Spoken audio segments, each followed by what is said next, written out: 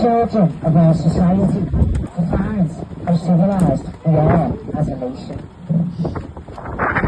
After these nation-states campaigns, we call them barbaric for allowing child marriage, and we should always call them out for being barbaric, call them out for being uncivilised, and most of all, call them out for being ungodly. We here in Britain today still also have a massive problem with our children. For generation after generation, paedophilia is being covered up by our institutions. Members of our institutions, like the BBC and social services, continue today to engage in the most uncivilised, barbaric behaviour, paedophilia, and their institutions as a whole continue to, no matter how many times they are exposed, they continue to cover up the plight of the children to this very day. What message are we giving them? And what message are we giving to the world? England is a land of hope, a land of freedom, a land of safety, a land millions of people all around the world look to as a symbol of democracy, a symbol of civilisation, and may I reiterate, a symbol of safety. But for some of us here, it has been the country.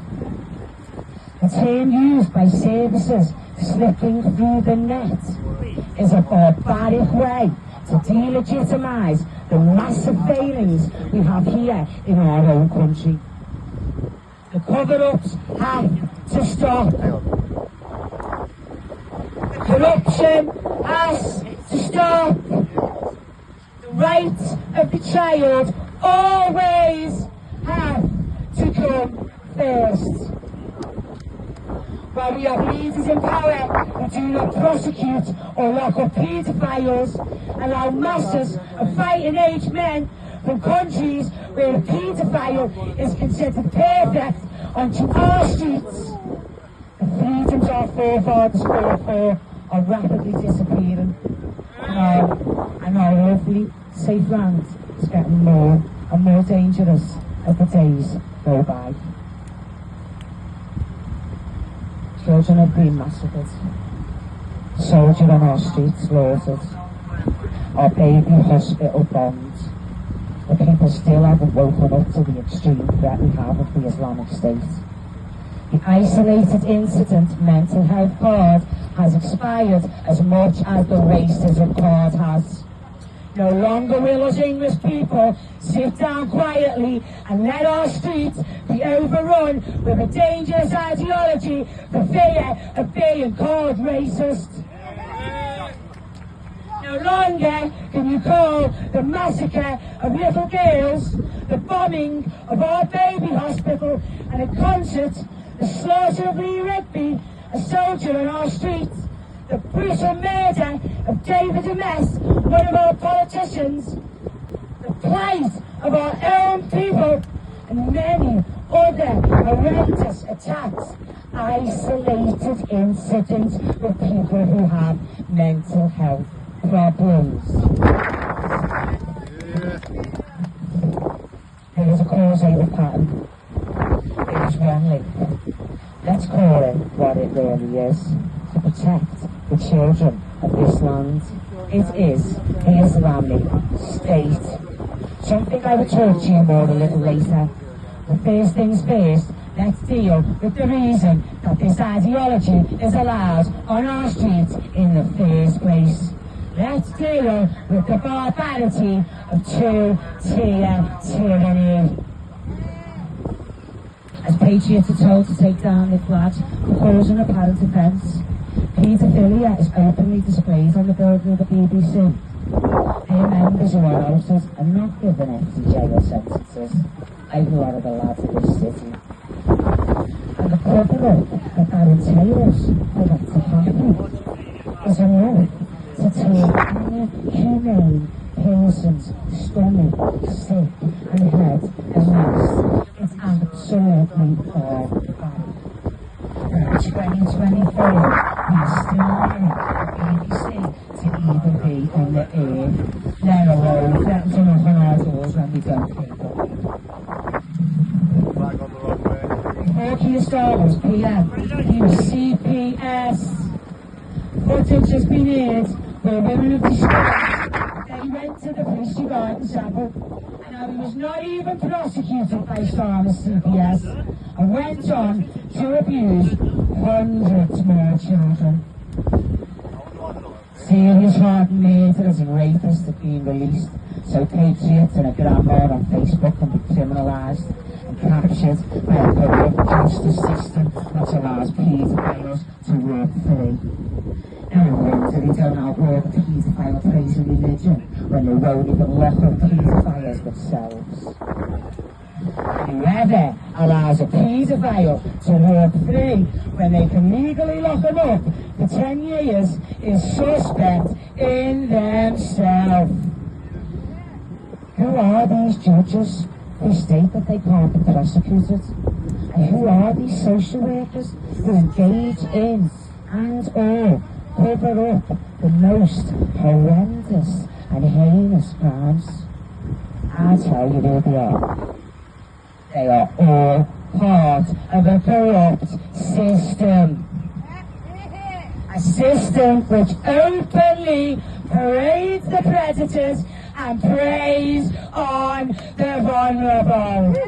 A system which must be changed. A man who allows pensioners to freeze and children to be preyed on by paedophiles should be locked up, not given a top job and salaries and freebies. Yeah, hear me fucking law. Sorry to swear, apologies. British lion. Yes, you are. Sorry guys, it's emotional. You're alright, don't apologise, it's the truth. Don't apologise, when Starmer was in opposition, it's weird like he was at war for the workforce. He used to work rich and get shit on his shoe. He was well hated on everyone who had half a penny. Now he's got in power. He's accepted massive dubious donors, making him now rich. What has he done with this newfound power and riches? I tell you what he's done. He's wanted more and more and took money out of our pensioners' pockets and give it to potential terrorists who plays a paedophile. Our government! Sorry, I'll give you a bit of time to respond.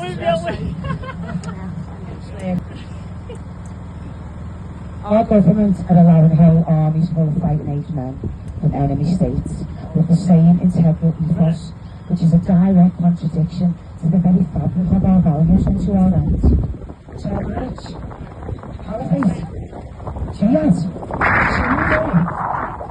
All these things are integral to the Islamic State and their terrorist groups. And all these things are integral to the Islamic State ethos. A religion who preaches pedophilia, child marriage, death to non-believers, Sharia law is not a religion of peace. And if you still think Sharia law is not integral to the religion, then name one Islamic state which is not valid.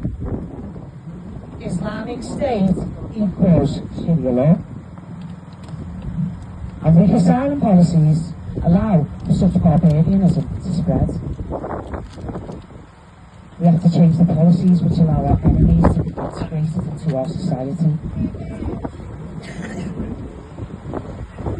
Never, in the rules of war, should that policy have been implemented. A policy for so-called peace has led us all into danger. The 1951 UN Refugee Convention has opened the door to the Islamic State and a massive amount of suspicious activity at our borders, to say the very least.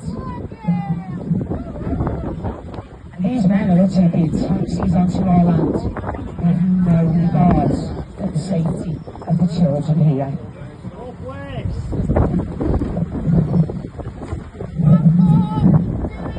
These men are a massive national security risk, and the Islamic State is a global security risk which must be stopped! Stop the boats! Stop the boats! Stop the boats! But as I stated before, how can we expect to change if we don't first change ourselves? How can we get people to stop praising the Peter by Muhammad when we ourselves still watch the BBC? We will never be strong enough to fight the barbarity of the Islamic State while we have our own government and media outlets engaging in and or covering up paedophilia. So let's all do what Lee Anderson did. And when you get home, rip up the BBC threatening letters, people. Yeah, I've got one. Here we go. This is what Lee Anderson did, I'll pop it on. As you can see, I'd already ripped it up, but I've sellotaped it back so I can rip it up. Sorry to swear, but fuck the BBC! Sorry.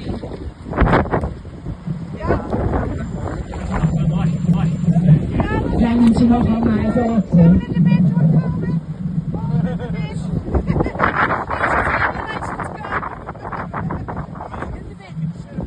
Let's get down to Parliament, people! And demand we want paedophiles in prisons. Patriots released. Starmer sacked. The borders closed. Pensioners, heating allowances reinstalled. President House. Bring the electric, bring the gas! And the children of this country's best interest at heart in all that we do. Now to conclude, I'd like to read out part of a statement from a public warning broadcast by the MI5 Director General, Ken McCallum, and then go on to explain a little of why it's in everyone's best interest to listen to what the Chief of MI5 was saying and wake up. No matter what Starmer or Russian propaganda portrays, and if you would like to come and discuss this matter with me after the speeches, please do.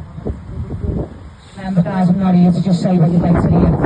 I'm here as a concerned spouse of an English woman who's travelled the world and knows about the subject and passionate to help. I'm here to warn you all and tell you the truth to keep us all safe. I'm not here to say what we'd all like to hear. And I know that there's people here today and a lot of people watching online who have been shown Russian and Islamic State propaganda and need to understand the seriousness of the situation and how serious a threat the Islamic State and Putin are to our nation. Right, so he said, the terrorist threat that concerns me the most, the worsening threat from Al-Qaeda, and in particular from the Islamic State. He goes on to say, they've resumed efforts to export terrorism, and there is IS-connected activity in our homelands. Okay? Do you know what I mean? Yeah, but look, the media covered it up, yeah? Kind of someone said it, yeah? So no matter what Starmer or some media outlets say, yeah, about the biggest threat being right-wing, and every attack on English people being isolated incidents. But we also see in the broadcast, the Director General of MI5 states to the country, he is most concerned with the resurgence of Al-Qaeda trying to commit acts of terrorism here. So what you need to understand, yeah, right, is when the debacle of the Taliban takeover happened in 2021, this gave Al-Qaeda new momentum. They are back, and they're trying to commit acts of terror here on our streets, whether you believe it or not. And as I say, if you'd like to talk about this in depth, I will speak about this in depth in my next podcast. I'm aware that this has been a little long.